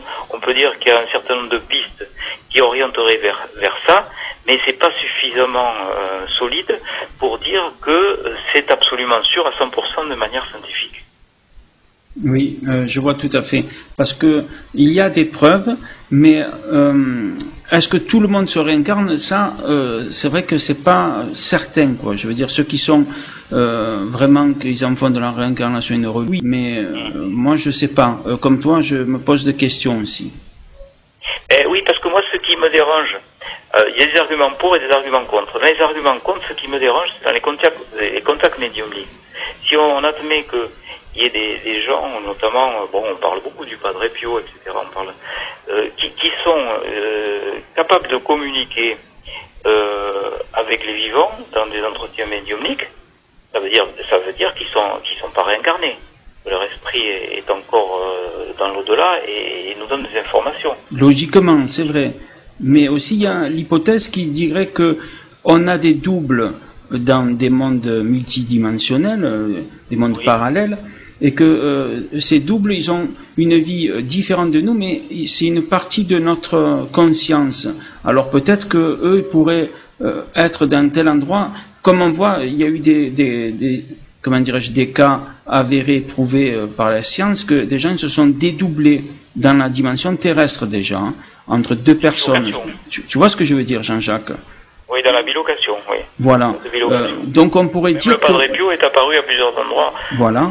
De son vivant. Oui, et il y en a d'autres personnes comme ça qui ont apparu avec des témoins, que c'était vérifiable, etc. Donc on pourrait dire que on est dans d'autres mondes multidimensionnels. Peut-être des fois on parle avec d'autres nous, entre guillemets, par des rêves. C'est pour ça que des fois dans des rêves on se voit différents. Peut-être que dans le domaine du rêve justement, il y a, ça serait les mêmes dimensions que l'au-delà. Qu'est-ce que tu en penses, Jean-Jacques? Moi je pense que tu as raison. Hein. Ça rejoint tout à fait la physique quantique d'ailleurs. C'est pour ça que la réincarnation, il ne faut pas dire ça existe ou ça n'existe pas. Moi je dis, je n'en sais rien. C'est du domaine de la croyance. Après, il y a une logique dans la réincarnation. Je reconnais qu'il y a une logique dans les progressions, au fil des vies, fonction des karmas, les évolutions karmiques. C'est très séduisant pour l'esprit tout ça. Mais voilà. Interpréter, ça peut être source de violence et on a vu toutes ces guerres de religion, toute cette violence autour des religions lorsqu'elles étaient mal comprises et cette intolérance. Donc on peut être dans la spiritualité sans être religieux, hein, on n'a pas besoin forcément d'une religion, mais on peut être aussi religieux sans être spirituel. Les gens qui font des actes terroristes, ça n'a rien de spirituel. Pourtant, ils se revendiquent comme étant des religieux. Il n'y a pas de hiérarchie, il n'y a pas de règles sociales, il n'y a pas de sanctions disciplinaires dans la spiritualité. Être dans la spiritualité, c'est être en accord avec les forces cosmiques et telluriques, c'est être dans l'amour. Voilà ce que c'est que la spiritualité. Mais la religion, ça peut être un très bon outil pour exercer la spiritualité. Il ne faut pas non plus rejeter les religions, ça peut être d'une aide précieuse au moment de la mort, la religion. Si c'était exercer sa religion avec toute sa foi et son cœur et son âme, c'est un outil formidable. Mais au moment de la mort, et j'ai remarqué, et j'en parle dans ce livre, je donne un certain nombre de réflexions de patients qui sont au seuil de la mort. Il arrive très souvent qu'il y ait des perceptions visuelles, auditives, des gens qui voient au pied de leur lit surgir chez l'autre côté, des visualisations de paysages magnifiques. Et puis il y a, dans la grande majorité des cas, c'est ce que j'ai marqué, j'ai même marqué une sorte de pourcentage en fonction du vécu de ces patients. Dans la majorité des cas, les gens n'ont pas peur au moment de la mort. Alors, est-ce qu'il y a une libération d'endorphines? On pourrait le dire comme ça. Ces fameuses hormones que l'on a tous, qui en période de stress très important sont libérées pour donner une espèce d'état euphorisant. Et donc, les gens ont une sorte d'apaisement au moment de la mort. Et je me souviens cette réflexion que j'ai rapportée dans mon livre de ce patient qui, à quelques minutes de mourir, me dit: docteur, vous savez, toute ma vie, j'ai eu peur de mourir. Ça m'a empoisonné ma vie, parce que toute ma vie, j'avais peur de la mort. Et maintenant que je sais que je vais mourir, que je suis à quelques minutes de l'échéance, j'ai plus du tout peur. Je suis même impatient de retrouver Dieu, d'aller retrouver Dieu. Donc, c'est vrai que tous ces discours de gens qui vont mourir sont assez encourageants, je pourrais dire, pour nous tous, vivants encore, parce qu'on se dit, ben oui, au moment de la mort, on va être sûrement, comme ces gens-là, on va être dans une espèce d'attente, de quiétude bienveillante. C'est très rare que des gens vivent très mal leur mort. J'ai beaucoup de témoignages qui me sont revenus dans ce sens-là. C'est pour ça que je pense que réhumaniser la mort, et qui a quitté ce monde depuis plusieurs dizaines d'années, si elle est réincarnée. Et il y a un certain nombre de phénomènes qui seraient à éclaircir quand même si on prend en compte cette réincarnation-là. Alors que la majorité des habitants de cette planète pensent que la réincarnation existe quand même. Donc voilà. Et moi, si tu veux, en tant que médecin réanimateur, je ne veux surtout pas dire il faut croire en ceci ou il faut croire en cela. Je suis là pour donner des informations. Après, les gens, c'est en fonction de leur recherche, de leur croyance, de leur chemin particulier, spirituel, d'investigation, intellectuelle, qui vont alimenter leur théorie ou leur croyance en fonction de ce que je vais dire. Mais moi, je vais surtout pas dire la réincarnation existe ou la réincarnation n'existe pas. C'est pas mon truc. Je suis là pour dire, voilà, moi j'ai recueilli un certain nombre de témoignages de personnes qui ont vécu ça et ça. J'ai eu personnellement un certain nombre d'expériences en TCI, voilà quelles ont été ces expériences-là. Maintenant, voilà, les gens font ce qu'ils veulent avec ça. Moi, j'ai pas la prétention de me changer en gourou en disant ça fonctionne comme ça et pas autrement. Écoutez-moi, c'est moi qui ai la vérité. Tu vois ce que je veux dire? Oui, tout à fait. C'est dangereux. Donc moi, je dis ça peut être une logique, la réincarnation. Ça peut être aussi quelque chose qui n'existe pas, j'en sais rien. J'ai une petite j'ai une petite croyance au fond de moi, mais à partir du moment où c'est du domaine de la croyance, je dois pas l'exposer. C'est pour ça que je préfère dire voilà où j'en suis moi dans mes recherches. Et voilà ce que l'on peut dire de la réincarnation. On peut dire qu'il y a un certain nombre de pistes qui orienteraient vers ça, mais c'est pas suffisamment solide pour dire que c'est absolument sûr à 100% de manière scientifique. Oui, je vois tout à fait. Parce que il y a des preuves, mais est-ce que tout le monde se réincarne? Ça, c'est vrai que c'est pas certain, quoi. Je veux dire, ceux qui sont vraiment qu'ils en font de la réincarnation une heure, oui, mais moi je sais pas. Comme toi, je me pose des questions aussi. Oui, parce que moi, ce qui me dérange, il y a des arguments pour et des arguments contre. Dans les arguments contre, ce qui me dérange, c'est dans les contacts médiumniques. Si on admet que il y a des gens, notamment, on parle beaucoup du Padre Pio, etc., qui sont capables de communiquer avec les vivants dans des entretiens médiumniques. Ça veut dire qu'ils sont pas réincarnés et n'ont pas peur de la mort non plus, même lorsqu'ils ont vécu cette expérience qui était pourtant négative. Oui, tout à fait. C'est quand même une expérience positive. Mais c'est vrai que, comme tu disais, il y a plusieurs expériences. Ils voient des choses terribles. Et d'un coup, ils voient des choses agréables. Et moi, je me posais la question, est-ce que ces personnes, c'est comme dans les rêves des fois, par exemple, on rêve de quelque chose, Jean-Jacques, et d'un coup, la sonnerie, le matin, va sonner le facteur et nous, on est en train de dormir, un exemple. Et nous, dans notre rêve, il va être modifié subitement parce que on a entendu ce bruit, donc on va rêver, par exemple, qu'un vélo il est en train de klaxonner devant nous, et en fait c'est la sonnerie donc de la porte. Est-ce que ces personnes, c'est eux qui, comment dirais-je, qui modifient selon leur état d'esprit, selon leur conscience présente, qui peut après s'améliorer évidemment. Est-ce que c'est eux qui modifient toutes les images qu'ils voient, parce qu'ils voient des images selon leur conviction personnelle. On est d'accord, comme tu as dit dans ton livre, que des personnes qui sont musulmanes, ils voient le prophète Mahomet, des personnes qui sont chrétiennes, ils vont voir Jésus-Christ, et donc il y a quand même une part de vision qui est créée aussi, peut-être, je dis, par la personne. Qu'est-ce que tu en penses? Oui, moi je crois que tu as raison. c'est d'abord notre propre psyché, c'est d'abord notre propre vécu, notre propre histoire qui fait que nous sommes ce que nous sommes. Et on peut basculer après l'expérience dans quelque chose de positif, ou au cours de l'expérience négative, devenir brutalement positive, parce que c'est une prise de conscience transcendantale qui s'est opérée du fait même de l'expérience. Du fait même de ce vécu-là, on a basculé et on a enfin compris que de l'autre côté, il y avait aussi une évolution à faire, et que cette évolution était déterminée par notre libre arbitre qui existe partout. Notre libre arbitre existe, Dieu merci, c'est un jeu de mots, mais quand nous sommes sur cette planète, mais existe aussi lorsque nous progressons de l'autre côté.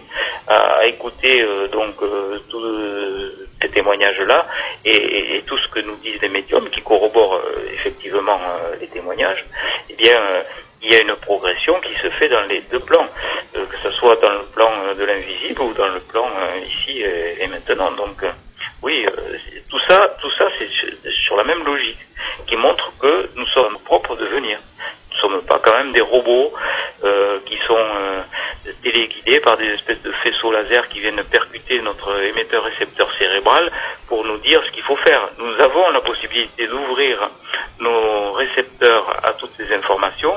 Nous avons aussi possibilité, hélas, des secteurs pour nous restituer des informations. Donc ça fonctionnerait un petit peu comme ça.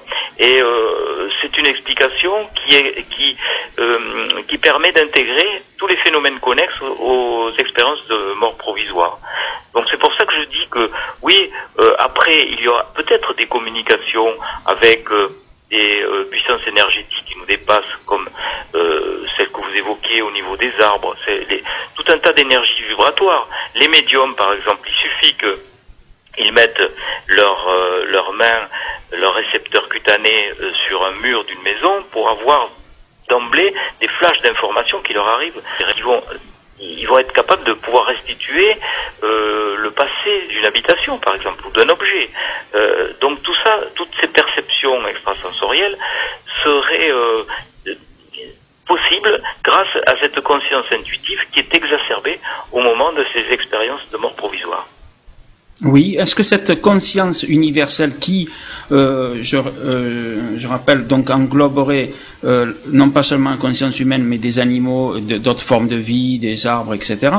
Est-ce que cette conscience, on peut dire qu'elle a une connexion avec d'autres consciences qui vivent dans des mondes parallèles? Alors, je sais que ça paraît peut-être un petit peu compliqué pour ceux qui ne connaissent pas, je veux dire, ces théories qui sont en tout cas prouvées par la physique quantique, des mondes parallèles. Est-ce que ces mondes parallèles sont les mêmes que les personnes, quand ils décèdent, ils vont dans ces mondes-là où ça n'a rien à voir? À ton avis, Jean-Jacques, qu'est-ce que tu peux dire sur cela?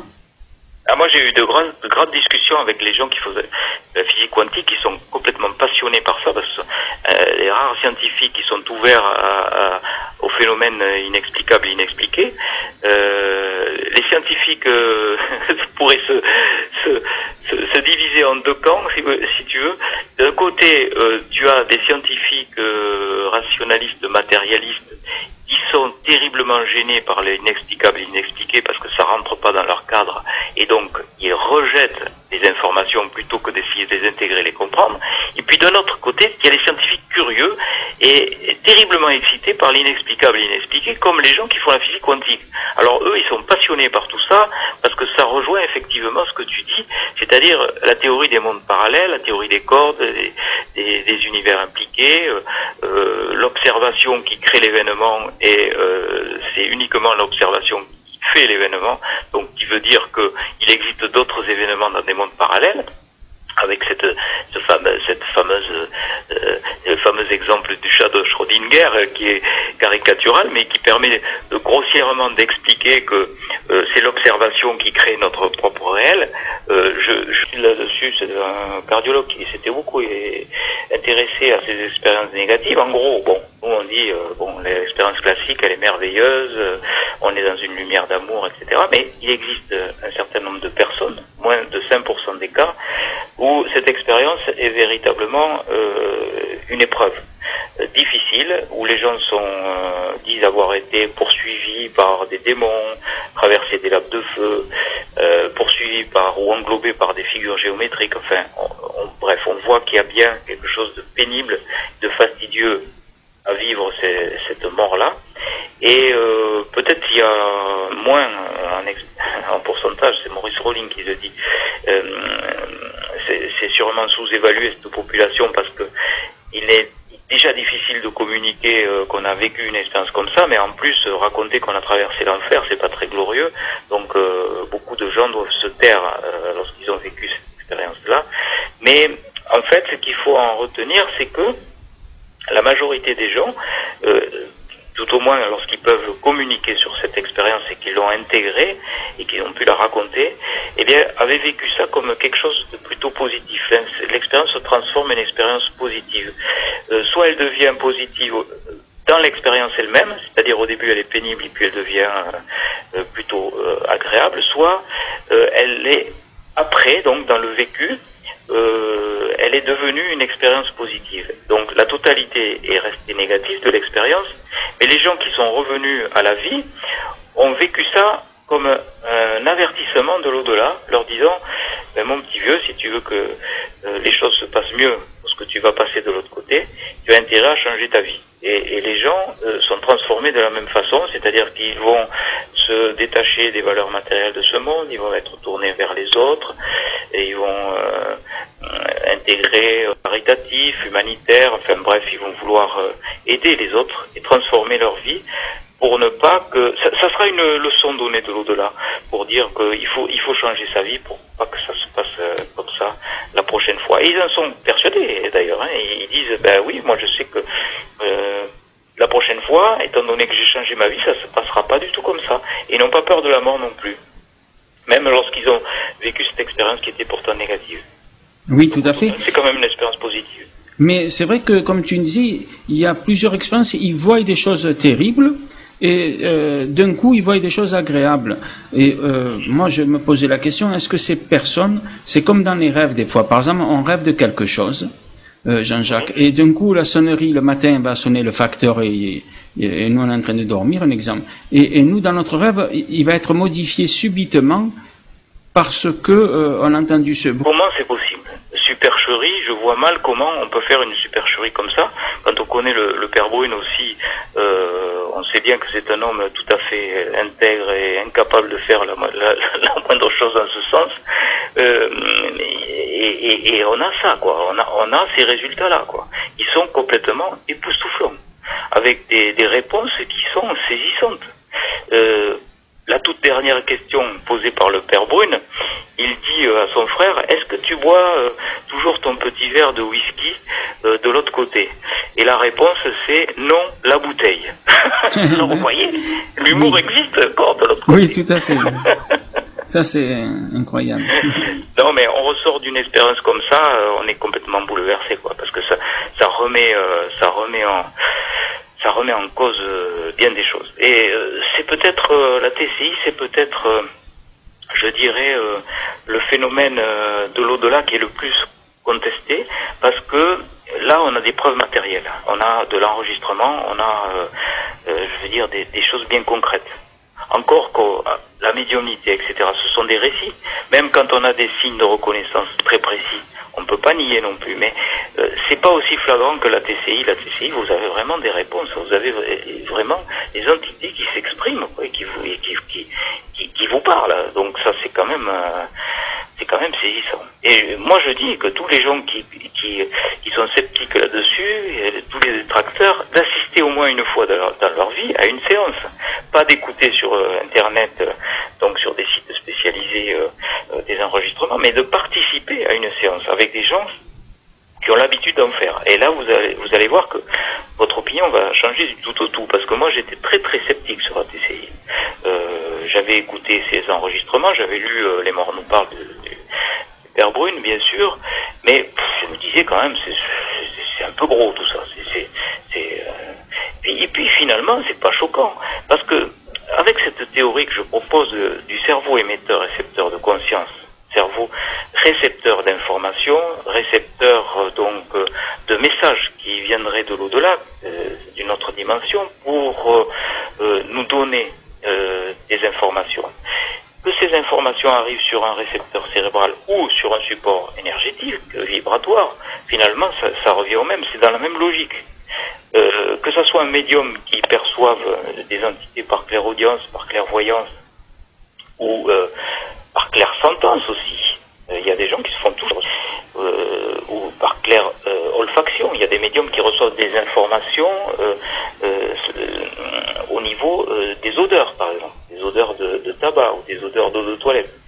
Et bien tout ça, ça rejoint ce monde. Ils vont être tournés vers les autres et ils vont intégrer caritatif, humanitaire, enfin bref, ils vont vouloir aider les autres et transformer leur vie.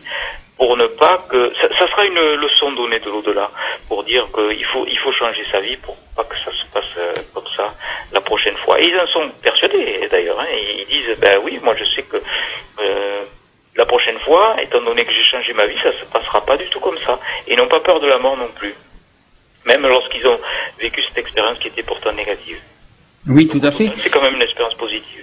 Mais c'est vrai que, comme tu disais, il y a plusieurs expériences. Ils voient des choses terribles. Et d'un coup, ils voient des choses agréables. Et moi, je me posais la question, est-ce que ces personnes, c'est comme dans les rêves des fois, par exemple, on rêve de quelque chose, Jean-Jacques, et d'un coup, la sonnerie, le matin, va sonner le facteur et nous, on est en train de dormir, un exemple. Et nous, dans notre rêve, il va être modifié subitement parce que on a entendu ce bruit, donc on va rêver, par exemple, qu'un vélo il est en train de klaxonner devant nous, et en fait c'est la sonnerie donc de la porte. Est-ce que ces personnes, c'est eux qui, comment dirais-je, qui modifient selon leur état d'esprit, selon leur conscience présente, qui peut après s'améliorer évidemment. Est-ce que c'est eux qui modifient toutes les images qu'ils voient, parce qu'ils voient des images selon leur conviction personnelle. On est d'accord, comme tu as dit dans ton livre, que des personnes qui sont musulmanes, ils voient le prophète Mahomet, des personnes qui sont chrétiennes, ils vont voir Jésus-Christ, et donc il y a quand même une part de vision qui est créée aussi, peut-être, je dis, peut-être par la personne. Qu'est-ce que tu en penses? Oui, moi je crois que tu as raison. Hein. C'est d'abord notre propre psyché, c'est d'abord notre propre vécu, notre propre histoire qui fait que nous sommes ce que nous sommes. Et on peut basculer après l'expérience dans quelque chose de positif, ou au cours de l'expérience négative devenir brutalement positive, parce que c'est une prise de conscience transcendantale qui s'est opérée du fait même de l'expérience, du fait même de ce vécu-là. On a basculé et on a enfin compris que de l'autre côté, il y avait aussi une évolution à faire et que cette évolution était déterminée par notre libre arbitre qui existe partout. Notre libre arbitre existe, Dieu merci, c'est un jeu de mots, mais quand nous sommes sur cette planète, mais existe aussi lorsque nous progressons de l'autre côté. À écouter tous ces témoignages-là et tout ce que nous disent les médiums qui corroborent effectivement les témoignages, eh bien, il y a une progression qui se fait dans les deux plans, que ce soit dans le plan de l'invisible ou dans le plan... et ça, c'est quand même un message d'espoir formidable.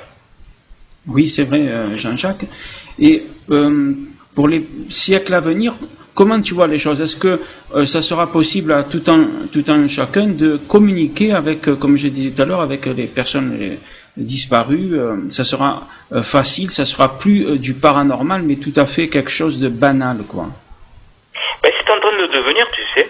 Moi, je vois en 20 ans, quand je commençais à m'intéresser à tous ces phénomènes-là, on se moquait de ça. C'était ça. C'est d'ailleurs l'aphorisme de Schopenhauer qui dit toute grande idée est d'abord sévèrement moquée, c'était le cas avant, puis violemment combattue, avant d'être adoptée comme étant une vérité. En gros, c'est ça. Et ben, c'est ce qui se passe exactement pour la vie après la mort. Je crois que c'est en train de devenir une vérité. Une étude statistique a montré que en 26 ans, il y a eu 4% de mieux dans cette évolution-là. C'est-à-dire qu'il y avait avant 35% des personnes interrogées qui pensaient qu'il y avait un au-delà et que la vie après la mort existait. Ensuite, il y a eu 39%, c'est pas beaucoup, 4% de plus gens qui pensaient qu'il y avait bien un au-delà et une vie après la vie. Et aujourd'hui, donc, en l'espace de 3 ans, les 3 dernières années, il y a plus de 53% des gens interrogés qui pensent qu'il y a bien une vie après la vie. Donc c'est fulgurant, c'est un progrès qui n'a jamais été aussi fort dans le domaine de la croyance à un au-delà. Et ça va s'accélérer. Je pense que cette année 2012 va être une année charnière. On dit que c'est la fin d'un monde, ça sera sûrement la fin d'un monde, la fin d'un monde matérialiste et le début d'une certaine spiritualité. On voit bien, toutes les valeurs matérielles occidentales sont en train de s'effondrer au bénéfice de l'émanence d'une certaine spiritualité qui devient logique. Et lorsque la science et la spiritualité se rejoignent, puisqu'on est quand même dans un monde occidental scientiste, et ben là, il y a un nouveau paradigme qui arrive au niveau de la vie et au niveau de la mort. Et ça, on ne peut que s'en féliciter quand même, parce que il était temps que les choses changent. Oui, tout à fait, c'est vrai, Jean-Jacques. Et aussi, qu'est-ce que tu parles dans ton livre, excuse-moi, tu dis des personnes qui ont vécu des NDE, EMI, enfin, expériences proches de la mort, mais qui ont vécu des choses difficiles. Alors, ils ont vu des choses pas agréables, ils n'ont pas vu cette vie. Quand même, c'est un peu gros tout ça. Et puis finalement, c'est pas choquant, parce que avec cette théorie que je propose du cerveau émetteur-récepteur de conscience, cerveau récepteur d'informations, récepteur de messages qui viendraient de l'au-delà, d'une autre dimension, pour nous donner des informations. Que ces informations arrivent sur un récepteur cérébral ou sur un support énergétique, vibratoire, finalement ça revient au même, c'est dans la même logique. Que ce soit un médium qui perçoive des entités par clairaudience, par clairvoyance, ou par clairsentence aussi. Il y a des gens qui se font toujours, ou par clair olfaction. Il y a des médiums qui reçoivent des informations au niveau des odeurs, par exemple, des odeurs de tabac ou des odeurs d'eau de toilette. Et bien tout ça, ça rejoint la même logique. Ça rejoint une logique comme quoi la vie continue de l'autre côté et nous sommes capables, une fois que nous sommes de l'autre côté, de communiquer un certain nombre d'informations à ceux qui continuent à vivre ici et maintenant. Et ça, c'est quand même un message d'espoir formidable. Oui, c'est vrai, Jean-Jacques. Et pour les siècles à venir, comment tu vois les choses? Est-ce que ça sera possible à tout un chacun de communiquer avec, comme je disais tout à l'heure, avec les personnes disparues? Ça sera facile, ça sera plus du paranormal, mais tout à fait quelque chose de banal, quoi. Ben, c'est en train de devenir, tu sais. Moi, je vois en 20 ans, quand je commençais à m'intéresser à tous ces phénomènes-là, on se moquait de ça. C'était ça. C'est d'ailleurs l'aphorisme de Schopenhauer qui dit toute grande idée est d'abord sévèrement moquée, c'était le cas avant, puis violemment combattue, avant d'être adoptée comme étant une vérité. En gros, c'est ça. Et ben, c'est ce qui se passe exactement pour la vie après la mort. Je crois que c'est en train de devenir une vérité. Une étude statistique a montré que en 26 ans, il y a eu 4% de mieux dans cette évolution-là. C'est-à-dire qu'il y avait avant 35% des personnes interrogées qui pensaient qu'il y avait un au-delà et que la vie après la mort existait. Ensuite, il y a eu 39%, c'est pas beaucoup, 4% de plus en toutes les années, en 26 ans, de gens qui pensaient qu'il y avait bien un au-delà et une vie après la vie. Et aujourd'hui, donc, en l'espace de 3 ans, les 3 dernières années, il y a plus de 53% des gens interrogés qui pensent qu'il y a bien une vie après la vie. Donc c'est fulgurant, c'est un progrès qui n'a jamais été aussi fort. Donc c'est invraisemblable quand on parle de ça. Un scientifique qui n'est pas du tout rompu à ce genre de communication, eh ben il va vous prendre pour un fou, quoi. Il va vous prendre pour un farfelu. Moi j'en ai parlé déjà à des gens qui n'étaient pas du tout, qui connaissaient pas du tout le sujet. Oui, tout à fait, c'est pas facile. Et c'est encore pire que de parler d'expérience de mort provisoire, ça. Donc, parce que ça voudrait dire que les entités qui sont de l'autre côté seraient capables de nous parler et de nous adresser des messages, mais là avec des preuves matérielles. Et il y a des études qui ont été faites dessus, des voix enregistrées qui correspondaient à plus de 90% aux voix qui étaient enregistrées du vivant du sujet décédé. Donc le sujet décédé a envoyé des messages par transcommunication instrumentale, et on compare ces enregistrements à des vivants, et c'est le laboratoire électroacoustique de Bologne en particulier qui a fait cette étude scientifique, qui a mesuré qu'il y avait une corrélation à plus de 90%, avec des messages qui sont enregistrés donc sur des bandes magnétiques à différentes vitesses de défilement. On a des messages différents, et on a même des messages dans un sens de déroulement de la bande et dans l'autre sens aussi. Donc aucun logiciel au monde est capable de faire cette prouesse. Alors c'est complètement inexplicable. Et comment fait-on en pratique? Eh ben, il suffit d'avoir un bruit de fond, et ça peut être donc des ondes brouillées. On met un poste transistor entre deux radios par exemple, où on fait couler de l'eau, où on a un papier froissé, et on enregistre ce bruit en posant des questions dans le recueillement, dans la prière, pour appeler les entités qui sont de l'autre côté, et on pose des questions, et on a les réponses aux questions. En faisant défiler la bande. Bon, moi je connaissais le principe, j'avais déjà écouté des enregistrements sur des sites internet qui sont des sites dédiés donc à ces études. Ça m'avait pas convaincu, franchement. Je me suis dit bon, ce sont des voix souffles, c'est vrai que il faut vraiment prêter l'oreille pour avoir les messages. Et puis le père Brune me dit, tu devrais venir à Caen, tu vas écouter ce qui va se passer, parce que l'année dernière on a rentré en contact avec mon frère décédé, et je n'ai pas eu un échec. J'ai eu donc des enregistrements de voix de mon frère avec les réponses aux questions que j'avais posées. Et là, bon, j'ai dit, écoute François, je peux pas venir parce que j'ai déjà un billet d'avion électronique, je dois partir, je devais faire une conférence ailleurs, etc. Bon, j'étais désolé, mais je pouvais pas. Et la nuit suivante, en retenir, c'est que la majorité des gens, tout au moins lorsqu'ils peuvent communiquer sur cette expérience et qu'ils l'ont intégrée et qu'ils ont pu la raconter, eh bien, avaient vécu ça comme quelque chose de plutôt positif. L'expérience se transforme en une expérience positive.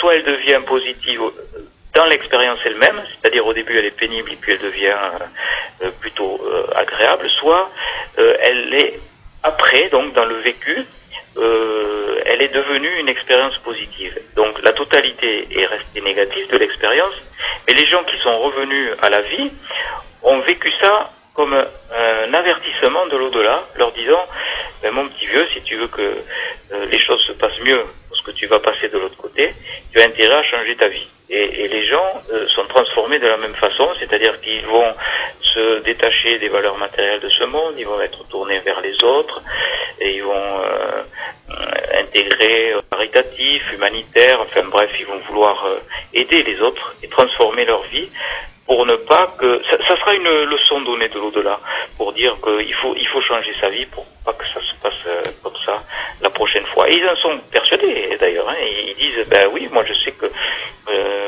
la prochaine fois, étant donné que j'ai changé ma vie, ça se passera pas du tout comme ça. Et ils n'ont pas peur de la mort non plus, même lorsqu'ils ont vécu cette expérience qui était pourtant négative.